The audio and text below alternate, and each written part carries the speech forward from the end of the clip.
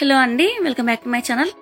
ఈరోజు మనం ఈ వీడియోలో తెలుసుకోబోయేది ఏంటంటే 27 నక్షత్రములకు దశ సంవత్సరములు ఏమిటి, ఎన్ని సంవత్సరములు ఆ దశ ఉంటుంది అనేది తెలుసుకుందామండి. అంతేగాక మనకి ప్రతి ఒక్క మనిషికి ఏలినాడు శని, అష్టమ శని, అర్ధాష్టమ శని ఎలా ఉంటాయో మనం పుట్టినప్పటి నుంచి కూడా దశ అంతదశలు కూడా అలాగే జరుగుతూ ఉంటాయి. అంటే మనం పుట్టినప్పుడు ఏ దశ నడుస్తుందో ఆ దశ ఇన్ని సంవత్సరాలు అనేది ఉంటుంది. ఆ తర్వాత చెప్పుకుందాము. మనం పుట్టిన నక్షత్రం ఏదో, సమయం, పుట్టిన స్థలము అన్ని చూసి జాతక చక్రం అనేది వేస్తారు. దాన్ని బట్టి మన జీవితంలో గ్రహాల ప్రభావం అనేది ఎలా ఉంటుందనేది చెప్తారు. అంటే పండితులు మనకి ఎలా చెప్తారు అనేది కుండలి అనేది వేస్తారండి. దాన్ని బట్టి మనకి జాతక చక్రంలో ఏ దశ నడుస్తుంది, అందులో ఏ అంతదశ నడుస్తుంది అనేది మనము తెలుసుకోవచ్చు అనమాట. అంటే మనము కంప్యూటర్లో కొట్టినా కానీ ఒకవేళ మనకి టైం కరెక్ట్గా ఉంటే మన జాతకం అనేది కరెక్ట్గా వచ్చేస్తుందండి. అంటే ఏ సంవత్సరంలో మనకి ఏ అంతదశ నడుస్తుంది, ఏ దశ నడుస్తుంది అనేది మనకి ఈజీగా అర్థమవుతుంది అనమాట. ఇది ఇట్లా అంటే నేను మచ్చికకు చెప్తున్నాను, ఇలా ఉంటుంది కుండలిని అనేది. అలా వాళ్ళు వేసి దాని ప్రకారంగా మనకు చెప్తారు. అయితే 27 నక్షత్రాలకి దశ సంవత్సరములు ఏమిటి, ఎన్ని సంవత్సరములు ఆ దశ ఉంటుందని తెలుసుకుందాము. 1 కృత్తిక, ఉత్తరాషాఢ నక్షత్రాలకి రవి మహాదశ 6 సంవత్సరాలు అనేది ఉంటుందండి. ఇక 2 రోహిణి, హస్త, శ్రవణం నక్షత్రములకు చంద్ర మహాదశ 10 సంవత్సరాలు అనేది ఉంటుంది. ఈ 10 సంవత్సరాల్లో మళ్ళీ 9 గ్రహాలు మనకి అంతదశలు అనేవి నడుస్తూనే ఉంటాయి. ఇక 3 మృగశిర, చిత్త, ధనిష్ట నక్షత్రములకు కుజ మహాదశ 7 సంవత్సరములు. అంటే వాళ్ళు పుట్టినప్పటి నుంచే 7 సంవత్సరాలు అనేది కుజ మహాదశలో పుడితే కనుక 7 సంవత్సరాలు అనేది ఖచ్చితంగా ఉంటుంది. వాళ్ళు ఏ టైంలో పుట్టినా పర్వాలేదు, ఆ నక్షత్రంలో పుడితే కనుక మనకి ఆ దశ నడుస్తుంది అనమాట. 7 సంవత్సరాలు అనేది నడుస్తుంది. ఇక ఆరుద్ర, స్వాతి, శతభిష నక్షత్రములకు రాహు మహర్దశ 18 సంవత్సరాలు. ఈ 18 సంవత్సరాలు కూడా మనకి ఇది మహాదశ అన్నాం కదా. అంతర్దశలు కూడా చెప్పాను కదండి ఇందాకనే, 9 గ్రహాలు మళ్ళీ నడుస్తూనే ఉంటాయి అంతర్దశలు. ఇక 5 పునర్వసు, విశాఖ, పూర్వభద్రలకు గురు మహాదశ 16 సంవత్సరాలు. గురువు బాగుంటే మనకి చాలా బాగుంటుందండి లైఫ్ అనేది, కాబట్టి ఇది 16 సంవత్సరాలు. 6 పుష్యమి, అనురాధ, ఉత్తరాభాద్ర నక్షత్రములకు శని మహర్దశ 19 సంవత్సరాలు నడుస్తుంది. ఈ 19 సంవత్సరాల్లో మళ్ళీ అంతదశలు కూడా ఉంటాయి 9 గ్రహాలు. అది వేరే పట్టిక ఉంటుంది, నేను తర్వాత చెప్తాను. ఇక 7 ఆశ్లేష, జ్యేష్ఠ, రేవతి నక్షత్రములకు బుధ మహాదశ 17 సంవత్సరాలు ఉంటుందండి. ఇక 8 అశ్విని, మఖ, మూల నక్షత్రములకు కేతు మహాదశ 7 సంవత్సరాలు అనేది ఉంటుందండి. ఇక 9 భరణి, పుబ్బ, పూర్వాషాఢ నక్షత్రములకు శుక్ర మహాదశ 20 సంవత్సరాలు ఉంటుంది. శుక్ర మహాదశ కూడా చాలా మంచిదండి. మనకి గురుడు, శుక్రుడు మన జాతకంలో మంచి దశలో ఉన్నారంటే మన జీవితం కూడా చాలా మంచి దశలో పయనిస్తుందండి. ఇది నేను చెప్పిన మాట కాదు, పండితులు చెప్పిన మాట. మీరు ఎప్పుడైనా గమనించండి, మీకు తెలుస్తుంది.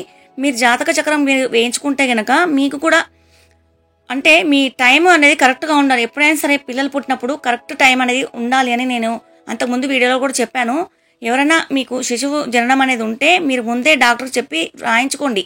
దాన్ని బట్టి అందుకనే మన పిల్లలు ఎప్పుడైనా మనం జాతకం తీయించాలంటే మనకి కరెక్ట్గా అనేది వస్తుంది. అలాగే వాళ్ళు ముందు ముందు కూడా వాళ్ళకి ఏ దశలు నడుస్తున్నాయి, వాళ్ళ జీవితం ఎలా జరగబోతోంది అనేది కూడా మనము అంటే కొంతలో కొంత జాతకం మనము తెలుసుకోగలుగుతాం అనమాట.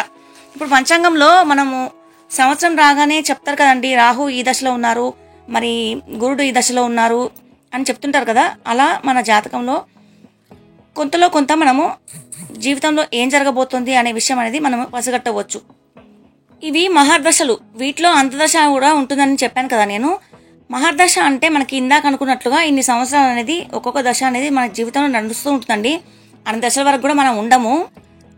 కొన్ని తక్కువలో ఉన్నవా అయితే 7 సంవత్సరాల తర్వాత కొన్ని పెద్దవి వస్తాయి. రాహు మహాదశ 18 సంవత్సరాలు, శని మహాదశ 19 సంవత్సరాలు, గురు మహాదశ 16 సంవత్సరాలు అట్లా ఉంటుంది. కాబట్టి మన జీవితంలో అలా జరుగుతూ ఉంటుంది. దాని ప్రకారంగా మనకి అంతదశలు కూడా దాంట్లో ఉంటాయి. ఆ పట్టిక అనేది నేను ఇస్తాను, మీరు చూడండి. ఇక్కడ మీకు పట్టిక అనేది కనబడుతుంది కదా. కృత్తిక, ఉత్తరాషాఢ 3 నక్షత్రాలకి మనము రవి మహాదశ 6 సంవత్సరాలు అనుకున్నాం కదా. చూడండి, ముందు రవి మహాదశ అంటే సూర్య దశ అనమాట. మనకి మీరు పట్టికలో చూసినట్లయితే రవి మహాదశ ఎన్ని రోజులు ఉంటుంది అంటే 3 నెలల 18 రోజులు ఉంటుంది ఆ దశలో పుట్టిన వారికి, ఆ నక్షత్రంలో పుట్టిన వారికి. ఇంకా చంద్రుడు 6 నెలలు ఉంటారు, కుజుడు 4 నెలల 6 రోజులు ఉంటారు. రాహువు 10 నెలల 24 రోజులు ఉంటారు. గురుడు 9 నెలల 18 రోజులు, శని 11 నెలల 12 రోజులు, బుధుడు 10 నెలల 6 రోజులు, కేతువు 4 నెలల 6 రోజులు, శుక్రుడు 1 సంవత్సరం. అంటే మొత్తం కలిపి మనకి 6 సంవత్సరాలు. దీన్ని బట్టి మనము మొత్తం అనేది తెలుసుకోవచ్చండి. మళ్ళీ చంద్రమహర్దశ ఇది కూడా నేను చెప్తాను చూడండి. దీన్ని బట్టి మీకు అన్నీ అర్థమవుతాయి. రోహిణి నక్షత్రము, హస్త నక్షత్రము, శ్రవణ నక్షత్రానికి మనం చంద్రమహర్దశ అని అనుకున్నాం. అంటే 10 సంవత్సరాలు. దాన్ని బట్టి చూస్తే మీకు రవి మహర్దశ అంటే చంద్రమహర్దశలో మనకి రవి మహర్దశ ఎన్ని రోజులు ఉంటుంది అంటే 6 నెలలు ఉంటుంది. ఇక్కడ మనకి చూడండి సంవత్సరాలు, నెలలు, రోజులను ఇచ్చారు. దాన్ని బట్టి చూద్దాము. ఇక చంద్రమహర్దశ ఎన్ని రోజులు ఉంటుందంటే 10 నెలలు ఉంటుంది. కుజమహర్దశ ఎన్ని రోజులు ఉంటుందంటే అంటే అంతర్దశలు అనమాట. ఇవి 7 నెలలు ఉంటుంది. రాహు అంతర్దశ ఎంతుందంటే అంటే చంద్రమహర్దశలో రాహు అంతర్దశ 1 సంవత్సరము 6 నెలలు ఉంటుందన్నమాట. గురువు అంతర్దశ ఎంతుందంటే 1 సంవత్సరము 4 నెలలు ఉంటుంది. అదే శని అంతర్దశ ఎంతుందంటే 1 సంవత్సరము 7 నెలలు ఉంటుంది. బుధుడు 1 సంవత్సరము 5 నెలలు, అలాగే కేతువు 7 నెలలు, శుక్రుడు 1 సంవత్సరము 8 నెలలు. ఇదంతా మనము కూడితే లాస్ట్కి మనకి 10 సంవత్సరాలు అనేది వస్తుందన్నమాట. చూస్తున్నారు కదా. దీన్ని బట్టే మనకి మన జాతక చక్రంలో అంటే మనకి ఏ దశ నడుస్తుంది, ఆ దశలో మనకి ఏ అంతర్దశ నడుస్తుంది, మనకి ఏ గ్రహం బాగాలేదు అనేది దాన్ని బట్టి అంటే మనము అంటే ఒకసారి ఇప్పుడు మామూలుగా ఈ గ్రహం బాగాలేదు జపాలు చేయించుకోవాలి అని అంటుంటారు కదా.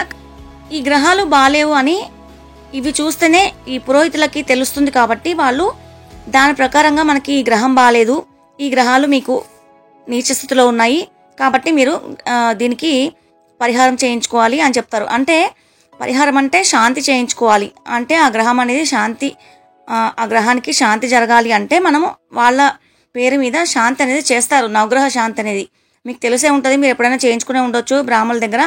కాబట్టి నేను చెప్తున్నాను మామూలుగా, నాకు పెద్దగా ఏం తెలియదు. ఈ పంచాంగ ప్రకారం చెప్తున్నాను. జాతకం మీకు ఎలా తెలుస్తుంది అంటే మన జీవితంలో దశ అంతర్దశలు ఎలా నడుస్తాయి, ఆ ప్రకారంగా మన జాతకం అనేది ఎలా ఉంటుంది అనే విషయం అనేది నేను చెప్తున్నాను. కానీ నాకు అంతగా పెద్దగా తెలియదు. కాకపోతే నాకు తెలిసిన విషయం అనేది మీకు చెప్తున్నాను. మీరు అర్థం చేసుకుంటారు. మీరు జాతకము చక్రం వేయించుకోవాలనుకుంటే మీకు ఇలా తెలుస్తుంది, మీరు తెలుసుకుంటారు అనే విషయం అనేది నేను చెప్తున్నానండి. ఏమైనా తప్పులుంటే క్షమించండి. ఎందుకంటే నేను పంచాంగ ప్రకారం చెప్తున్నాను, ఇందాకే చెప్పాను.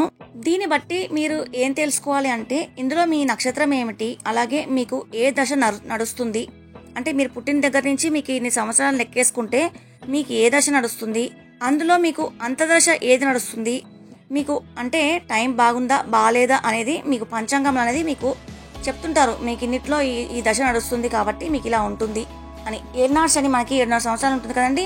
2.5 సంవత్సరాలు ఒక రకము, 2.5 సంవత్సరాలు ఒక రకము, మళ్ళీ లాస్ట్లో 2.5 సంవత్సరాలు ఒక రకము. కానీ చివరికి మనకి శని వెళ్ళిపోయేటప్పుడు ఏదో ఒకటి మంచి చేసి వెళ్తారటండి.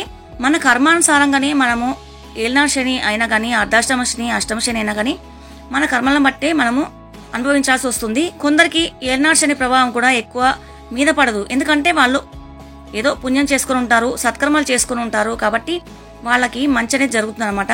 మన కర్మను బట్టి ఏదైనా జరుగుతుంది. కాబట్టి శని దశలో మనము ఉన్నప్పుడు మనకి చివరి దశలో మాత్రం మంచి అనేది జరుగుతుంది. కాకపోతే ఇది ఒకటి గుర్తుపెట్టుకోండి, మనకి 3 సార్లు శని వస్తే గనక 3వసారి శనిలో మనము మన జీవితం అనేది అంతమైపోతుందట. అదొకటి. ప్లస్ ఇంకొకటి, శని దశలో మనకి ఇబ్బందులు అనేవి వస్తాయి కానీ ప్రాణం మాత్రం అంటే ప్రాణహాని మాత్రం జరగదు. అంటే ప్రాణం మాత్రం పోదు. ఇది మాత్రం మీరు గమనించండి. నేను అనుభవపూర్వకంగా చెప్తున్నాను. నాకు కూడా ఒకసారి శని వచ్చింది, ఒక దశ నడిచిపోయింది. కాబట్టి మనకి ఇబ్బందులు అనేవి ఎదురవుతాయి. అది కూడా మన కర్మను బట్టి అని చెప్పాను కదా. ఇలా జరుగుతూ ఉంటుందండి మన జీవితము. దీన్ని బట్టి మీరు తెలుసుకుంటారు అనుకుంటున్నాను. ఈ వీడియో మీకు నచ్చితే లైక్ చేయండి, షేర్ చేయండి, సబ్స్క్రైబ్ చేయడం మర్చిపోకండి. మీరు తెలుసుకోండి. మీ నక్షత్రాన్ని బట్టి నాకు తెలిసిన విషయాలు చెప్పాను. ఈ వీడియో చూసినందుకు ధన్యవాదాలు. మరొక వీడియోతో మీ ముందుంటానండి.